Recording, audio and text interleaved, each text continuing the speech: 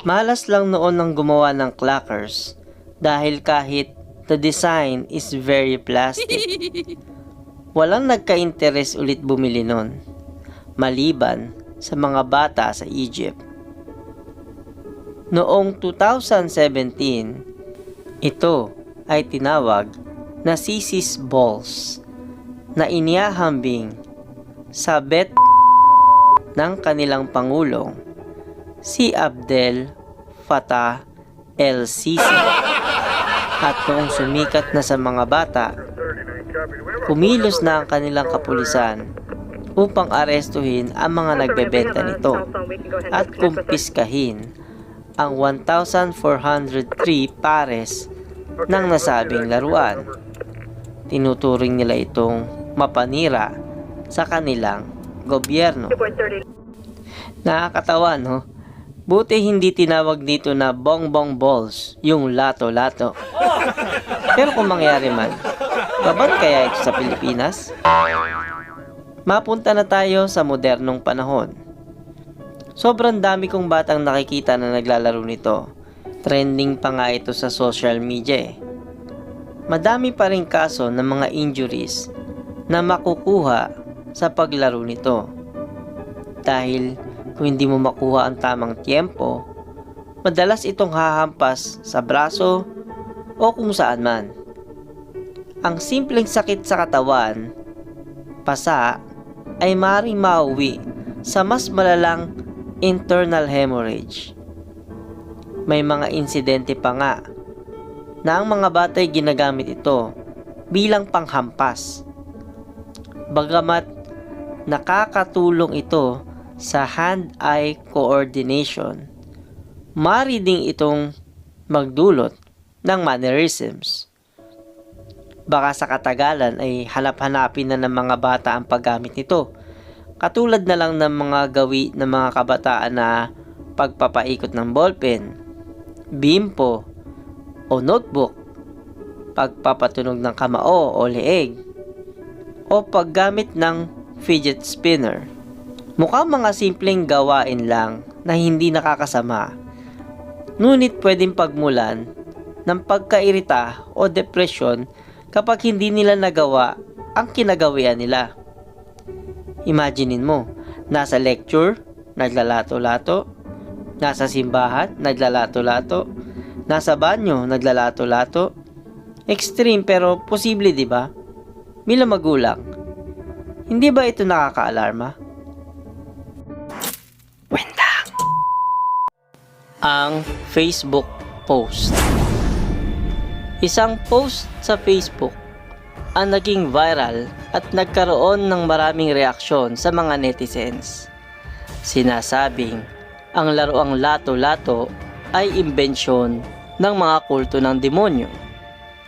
Isang Facebook user na nagngangalang Joshua Kenneth Abbott ang nag-share ng post upang balaan ang mga magulang tungkol sa lato-lato na sinasabing nagmula sa US at India. Sinasabing mayroon daw ibig sabihin ang hand gestures, pagkumpas at tunog ng nasabing laruan. Sabi sa post, ang orihinal na pangalan ng lato-lato ay clackers na nagmula sa US. Ang tuloy-tuloy na pagkumpas, hand gestures at ingay na nagmumula sa laruan ay nakapagpapalakas ng presensya ng mga demonyo. Sinasabing ang hand sign na ginagawa habang nilalaro ito ay kaparehas ng hand sign ng demonyong si Baphomet. At ang tunog nito ay ginagamit sa ritual ng mga sumasamba sa demonyong ito. Pinaliwanag pa sa post ang malapormulang ritmong tungkol sa ritual. Tak ay equals to 3. Tak, tak, tak is equals to 3 plus 3 plus 3 equals 9. Ulitin mo ng 3 beses. Bale, ang makukuha mong sagot ay 3 9 na kung ihahambing mo ay magiging 999.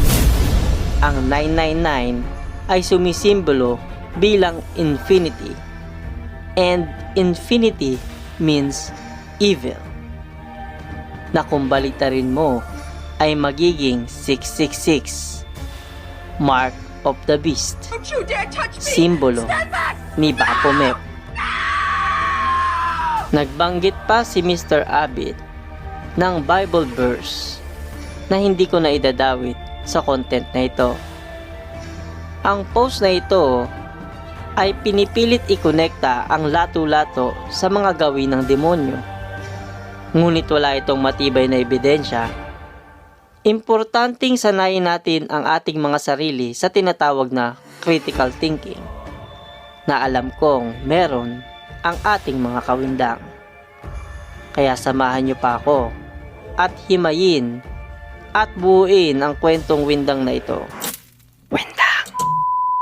Ang nabanggit ni Mr. Abbott na ang lato-lato ay nagmula sa US at tinatawag na clackers ay may katotohanan.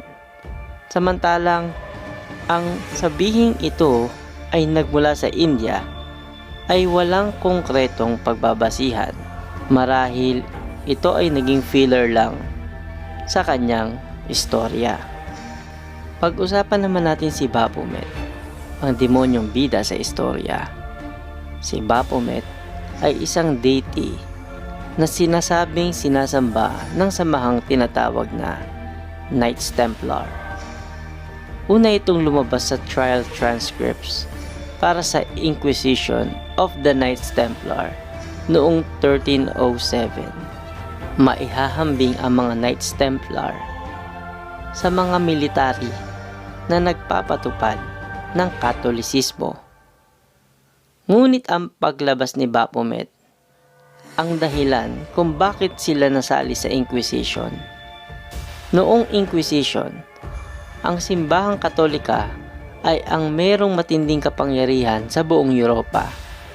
Lahat ng satanic o anumang labag sa interes ng simbahan ay ipinapahanap at winawasak, mapabagay o tao. Bagamat si Baphomet ay naging sentro ng espekulasyon na maikokonekta sa bagay na mga occult at mystikal, ito ay sinasabing kumakatawan lamang sa balanse ng mundo. Noong 1856, naidugtong ang pangalang Baphomet sa larawang obra ni Eliphas Levi, ang Sabbatic Goat, na may mga binary elements na sumisimbolo sa balanse upang makagawa ng perpektong social order. Si Baphomet ay kalahating hayop at tao, kalahating lalaki at babae, kalahating mabuti at masama. Ngayong kilala nyo na si Baphomet, isa-isahin natin ang mga pagkakakonekta nito sa lato-lato. Ang Inquisition ay nagsimula sa Europe. Ganun din si Baphomet, at hindi sa US o sa India. Ang hand sign ni Baphomet ay madalas ding ginagamit ng mga Santo Papa at mismong si Hesukristo. Kung gagawin nating teknikal, ay walang masama sa hand sign na ito. Ang pisikal na itsura ng lato-lato ay inihahambing din sa statwa ni Baphomet. Ngunit kung titignan mo ang larawang ito ay naihahambing sa pares niyang ang mala formula ni Mr. Abbott na tawagin nating tak-tak-tak ay walang mathematical sense. Ang 999 ay marahil sumisimbolo nga sa infinity. Sa mga Chinese, ito ay swerteng numero at nakakapag-attract ng infinite prosperity. O, sabihin nyo naman, money is the root of all evil. Habang diskusyon yan, pero masasabi ko lang, money is neutral. It depends on how you use it. At alam ko, sa 999, mall yan sa Divisoria.